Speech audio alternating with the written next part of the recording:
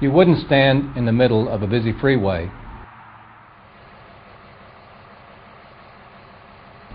Then why would you stand here? The dangers that exist in the middle of the freeway can be seen and heard, whereas the dangers associated with close exposure to high-pressure treating lines give no warning before disaster can strike. Good day to all. Our message today and intent of this brief presentation is to elevate your awareness of the potential safety hazards associated with close exposure to confined pressure and treating lines during operations. In prior years, we have produced a number of training videos with a similar message to stay clear from high pressure areas. Hopefully most of you have seen these. Don't tease a tiger, there are no clowns, and there are still no clowns. But for those of you who may not have viewed these productions, our message is still the same. Stay away from the high pressure areas at all times. Each day, we in Schlumberger work safely on location and at our facilities around confined pressure hazards. We accomplish this through utilizing our safety training, compliance to Well Services Standard 5, risk identification assessment, and mitigation. We also enforce compliance to our procedures in Well Services Standard 23, testing and inspection of treating equipment, to ensure our treating iron is in good working condition. Despite following all the above, treating iron can fail and has in the past. The results of this occurrence, when personnel have been near the failure point, have caused serious and fatal injuries, unfortunately. Therefore, our message to all of you is stay away from high pressure areas at all times. We must practice safe behaviors to properly manage this hazard. Restrict access to all employees, third parties, and client personnel to the unsafe areas. These should be clearly cordoned off on a location, and only with job supervisor approval should anyone enter an area of high pressure during operations.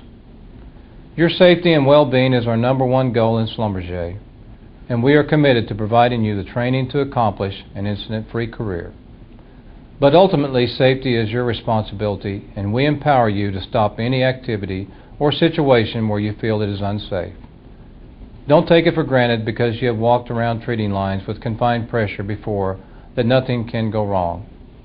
It has and can occur, but will result in no harm to any of us if we follow procedures and stay away from confined pressure. Now a brief overview from Vic Cocciani, Well Services HSE Manager.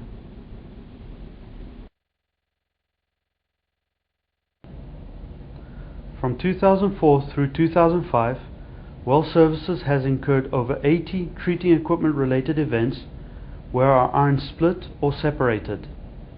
Of these, 13 resulted in treating iron separating completely, with only one causing minor injury to an individual. However, each one of these 80 had the potential to result in a catastrophic injury if someone happened to be in the wrong place at the time of the failure. To illustrate this, at 7:15 p.m. on Wednesday, January 8, 2003, one of our well service employees was fatally injured when the rated pressure of a client-supplied line was exceeded during a pressure test and the line failed. Other service companies have also incurred serious and catastrophic injuries as a result of treating line failures.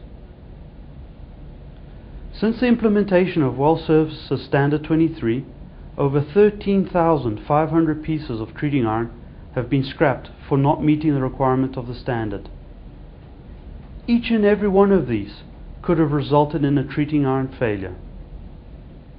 We can prevent the potential risk by following established Schlumberger and Well Service safety standards, such as purchasing and using treating equipment only from approved suppliers, inspecting the treating iron at a minimum annually, and physically destroying iron outside of our specifications, rigging up as per Standard 5, ensuring that pumps are properly primed and the lines pressure tested, ensuring that all overpressure shutdowns and pressure relief devices are installed and function tested for each job,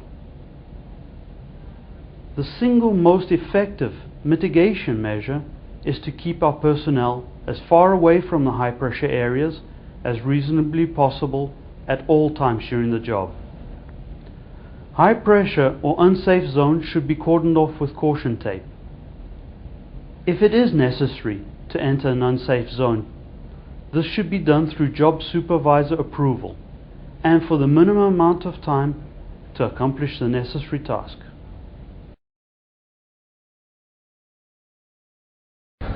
My name's Selwyn Semper. I'm an FS3 with Schlumberger in fracturing. Been with the company about 15 years now. I've been supervising frac jobs for about 9 years. What kind of job were you pumping, and at what rates and pressure were you pumping? Okay, we were pumping a 7-stage frac on the well, and we were on the 5th stage that particular day, and it was a borate crosslink frac job. We were pumping about 40 barrel a minute. Our pressure was around 5,200 psi. Was the iron within our standards, such as iron testing? Yes, the iron had been tested. It was tested about 2 months prior to that job. The iron had it had the band on it, which had the date that indicated when the iron was tested. What precautions did you take during the pre-job safety meeting and during the job to keep personnel away from the treating line?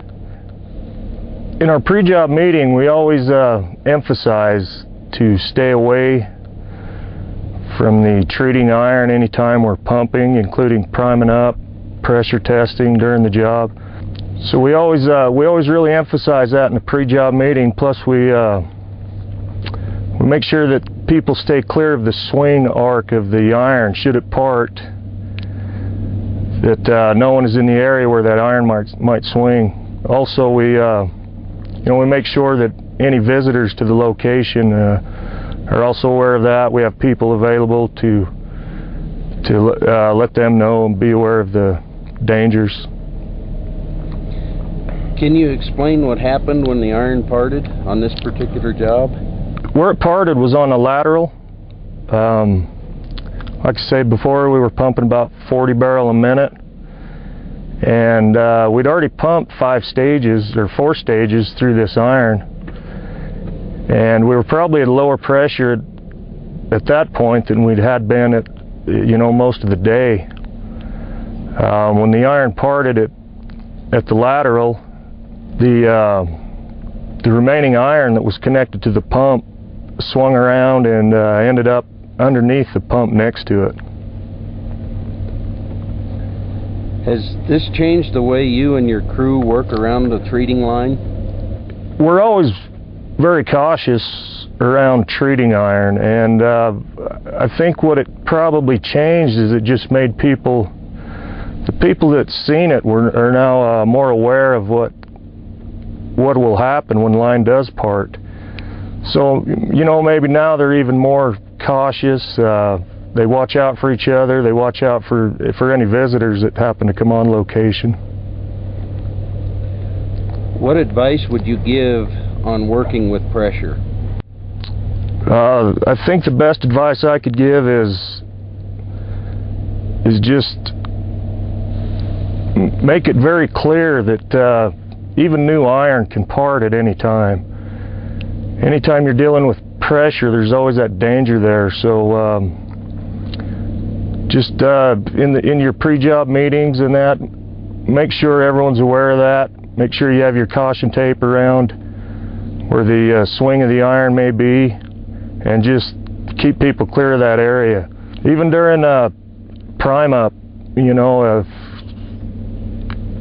someone shuts a valve on you, or you got ice in your line, anything can happen at any time while you're pumping. So my advice is just make sure that your crew and the people on location are aware of the danger, and they just stay clear of that area.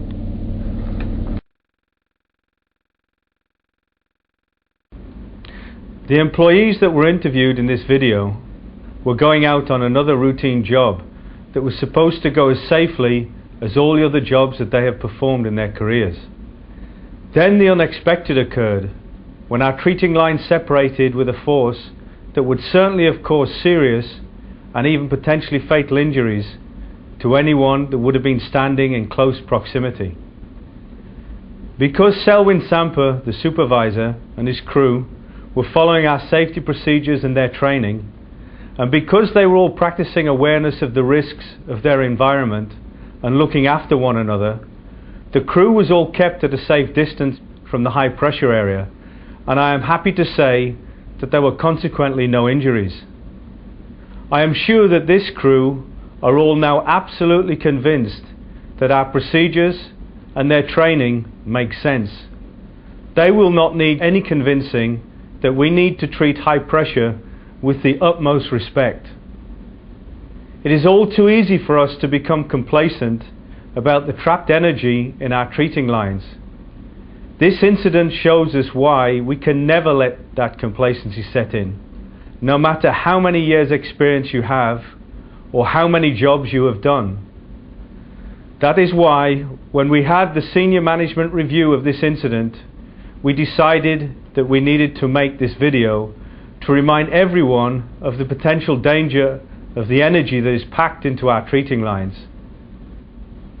This is made all the more important as in the last few years we have seen the emergence of a high rate fracturing technique that has elevated the risk of treating line failures.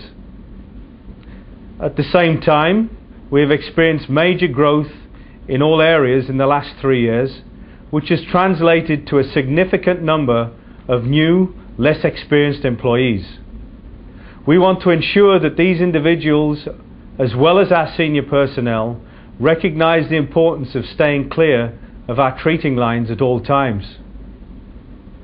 The management team is committed to providing you with the proper procedures, equipment, and training to perform your job safely. You, however, have the responsibility to apply these to ensure your own safety and to look out for others in your crew.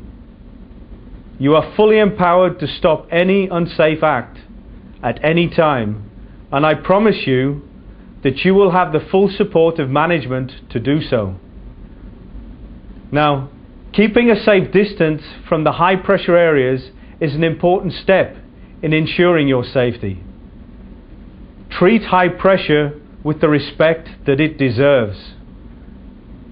I wish to thank the Vernal, Utah crew for their contribution to the production of this message and for the way that they handled this incident. Thank you all for your attention to this important message and for your contributions to our well services safety performance.